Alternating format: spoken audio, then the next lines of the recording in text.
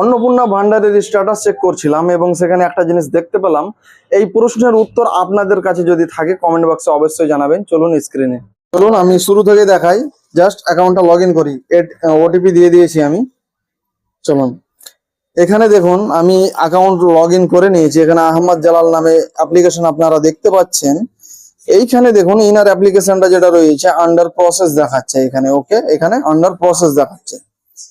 এখানে লক্ষণীয় বিষয় হচ্ছে আপনারা এই জায়গায় মাঝখানে লক্ষ্য করুন, অ্যাপ্লিকেশন 1 of 2।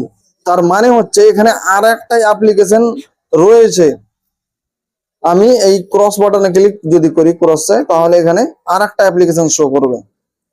এই যে দেখুন এখানে রয়েছে অরূপ কুমার পাল এবং ক্যান্ডিডেট যিনি অ্যাপ্লাই করেছেন অন্নপূর্ণা সুপর্ণা পাল এবং ইনার অ্যাপ্রুভড রয়েছে। তো আপনারা একটু জানান আমাদেরকে যে এটার প্রবলেমটা কি। কারণ অন্নপূর্ণা ভান্ডারে একটা মোবাইল নাম্বারে শুধুমাত্র একজনই অ্যাপ্লিকেশন করতে পারে। আর এই অ্যাপ্লিকেশনটা আমি করেছিলাম, আহমদ জালালের এই অ্যাপ্লিকেশনটা আমি করেছিলাম। কিন্তু অরূপ কুমার মন্ডল এই অ্যাপ্লিকেশনটা সুপর্ণা পালের অ্যাপ্লিকেশনটা কিভাবে এখানে অ্যাড হতে পারে? কারণ অন্নপূর্ণা ভান্ডার একটা মোবাইল নাম্বারে একটাই অ্যাপ্লিকেশন সম্ভব।